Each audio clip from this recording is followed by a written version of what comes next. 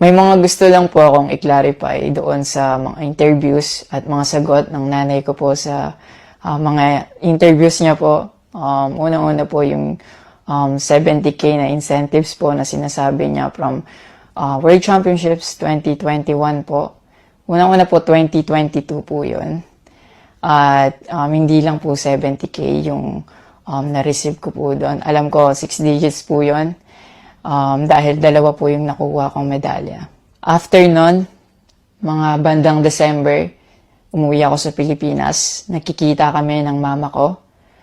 At hindi niya sa akin sinasabi na na-receive niya na pala yung incentives ko from World Championships. Hindi ko pa po malalaman na na-receive niya na po yung incentives ko kung hindi ko pa po hinanap. Never ko na po na-receive yung incentives ko po na yon. At never ko na rin naman po na hiningi yun sa kanila.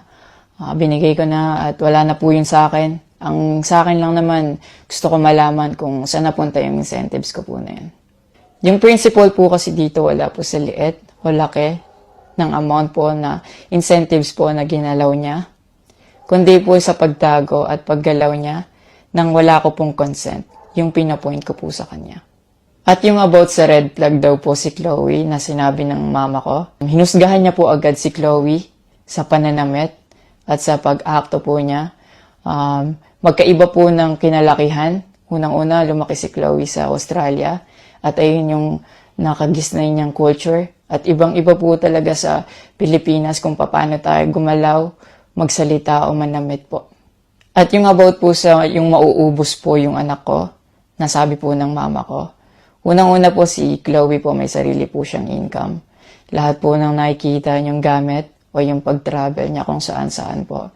Galing po yun sa pinagpaguran niya po. At bakit naman po ako mauubos? Gaya nga po ng sinabi ko, si Chloe po may sarili po siyang income and lahat po ng bank account ko po nasa mama ko po. At may mga instances po talaga na si Chloe po yung sumasagot sa akin that time po. Bukod sa incentives po, nasa kanya din kasi yung bank account ko sa monthly allowances sa pag-gymnastics ko. And nung nakuha ko na yung bank account ko po na yun, doon ko po nalaman na inuubos niya po yung laman nun. And nasa akin po yung mga bank statement ng withdrawal po na ginagawa niya po.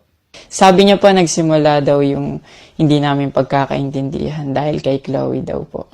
Opo, totoo po yun.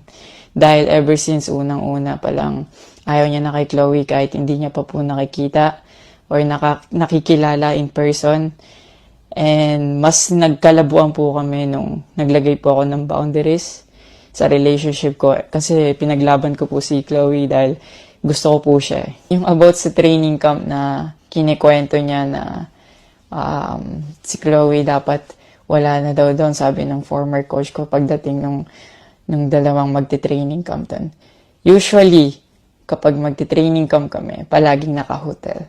And miscommunicated yon na doon pala sila sa akin na mag-i-stay. Hindi rin totoo na pagpunta nila doon, nung dalawang bata, dapat wala na si Chloe kasi sabay-sabay silang pumunta doon. Actually, nagulat pa yung former coach ko kasi nandun si Chloe. Minelcome naman namin sila talaga. Nag-prepare kami para sa kanila. So, hindi ko alam kung bakit ganun yung mga sinasabi niya. At yung sinasabi niya po na yung dalawang bata po dahil si Chloe andun, yung nakabalandra daw yung puwet po. Bilang nakakatandang kapatid po, bilang boyfriend ni Chloe po, at bilang ate at kuya po, kami po aalagaan po namin sila. Hindi namin po gagawin yung mga iniisip niya na ganon ang dumi niya mag-isip at hindi appropriate yon para sa akin at disrespectful yon actually sa akin and kay Chloe po. Yung sinasabi niya na so dapat wala daw pong outsider or guest po doon sa apartment ko po.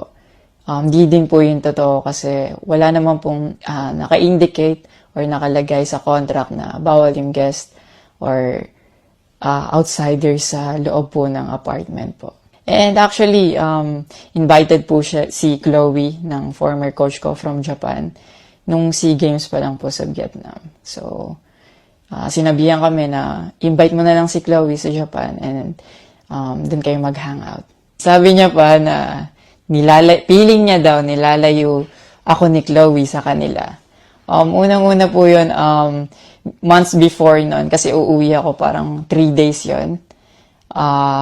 Sinabihan ko na sila na mag-i-spend time ako kay Chloe. Nagpunta kami sa Baguio. Sinama ko si Chloe, nag-spend time kami. Nakikipaghalubilo naman po kami, hindi naman ako nilalayo ni Chloe. Actually, pumunta pa kami sa Pangasinan. Like, po kami doon, parang meet and greet. Yeah. Tapos after nun, nagpunta tayo ng Baguio. And then, ikaw pa nga nag-aya na yung sa bike. Because we didn't know what to do Yeah. after nung kumain, because they were like, oh, what do we do? I was like, oh, let's go sa Burnham Park. Yeah. So that we can take the little kids to go biking. Yeah. So I'll just attach a screenshot of me saying sorry at that time if they felt left out when we were all hanging out sa Baguio. So you guys can just pause and read. Actually, nagkita po yung mama ko and yung family ni Chloe twice po. And then, yun, nag-usap po sila. And the last resort, my family made a group chat Yeah. na kasama everybody involved because my family wanted to address kung ano yung issues ni mom mo towards me. Yeah, kasi marami na siyang pinapost. Yeah, madami na siyang pinapost. And even though my family knew na madami na siyang pinapost, my family still welcomed them, treated them with respect and with no judgment na pinaringgan nila yung side ng mom mo, what she had to say about me and our relationship. And then, after the group chat, she left, Yeah. your mom left, and wala siyang narinig anything from my family. May recent interview po kayo na kinakongratulate niyo po ako. Kung genuine po talaga kayo, maraming salamat po. Ina-acknowledge ko po yung pagka-congratulate niyo sa akin.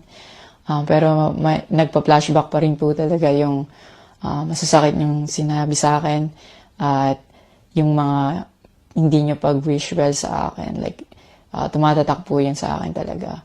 Ang message ko po sa inyo na mag-heal kayo, mag-move on, at napatawad ko na kayo long time ago po. Pinagpipray ko na maging safe kayo palagi at nasa maayos kayong kalagayan dyan lahat. Tigilan na po natin to at i-celebrate na lang po natin yung mga ginawa po ng paghihirap, pagsasakripisyo ng bawat atletang Pilipino dito sa Olympics.